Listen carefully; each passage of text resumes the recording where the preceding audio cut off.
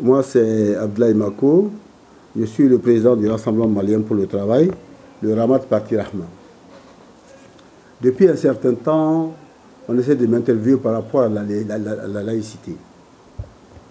Et cela est dû au fait que, au début du mois de mai, j'ai fait publier un article où je parlais de laïcité. Vous savez, de confession musulmane, quand j'entends les gens débattre sur la laïcité, je suis vraiment étonné. Parce que pour moi, et la Constitution et la laïcité appartiennent aux musulmans. Je vais vous donner un exemple à partir des preuves, parce qu'on m'a toujours demandé des preuves. Voici un livre écrit par un Marocain, Moussa Harmatallah. Un livre que je conseille à beaucoup de gens. Ce livre est enseigné dans la plupart des universités européennes et américaines. D'abord, qu'est-ce qu'on voit dans ce livre? Le prophète paix de Dieu sur lui, quand il a quitté la Mecque pour Médine, une fois à Médine, il avait un problème. C'est qu'il fallait réconcilier les différentes communautés qui vivaient à Médine, qui ne s'entendaient pas du tout. Et le prophète avait certainement une inspiration divine à imaginer une charte, la Sahifa. La Sahifa. Dans cette charte qu'il a promulguée, c'est une charte sans précédent dans l'histoire. Elle traite des problèmes de la nouvelle cité, en ce qui concerne le pouvoir, la nation et la législation.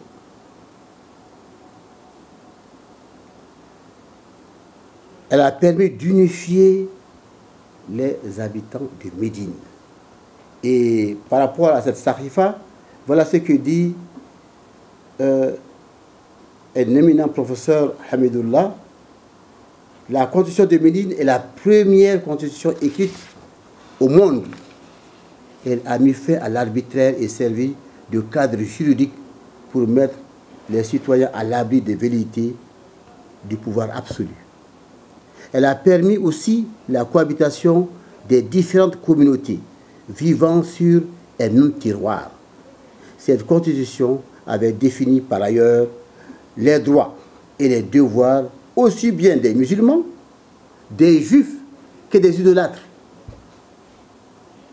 Et pour rédiger cette Sahifa, le prophète a demandé l'avis et l'accord de tous, de toutes les tribus, une à une, avant de concilier tout cela. Donc, dans cette Sahifa, chacun reste dans sa confession. Lorsque les musulmans sont en guerre contre les mécréants, les autres habitants de Médine ne s'en mêlaient pas. Lorsque les Juifs avaient d'autres problèmes en ce qui concerne les Juifs ou leurs propres problèmes internes, personne ne s'en mêlait. C'est la même chose pour les idolâtres. Voilà comment est-ce qu'il a créé une sorte d'harmonie au sein de l'État-nation de Médine. En ce qui concerne les autres droits par rapport à Médine, par rapport à la vie à Médine, il y a une égalité entre tous les citoyens. Donc, lui qui est le responsable politique ne se mêlait pas des histoires de confession religieuse des autres communautés, des confessions des autres communautés. Je pense que c'est tout ça, c'est ça la laïcité. Ce n'est que ça la laïcité. Si les Européens, les Français, les Américains l'ont bien étudié chez les musulmans, ils ont su l'appliquer chez eux, mais c'est leur droit le plus absolu. Ce que le prophète de l'islam fait, il ne le fait pas pour seulement les musulmans, il le fait pour l'humanité. Et qu'est-ce que dit notre constitution?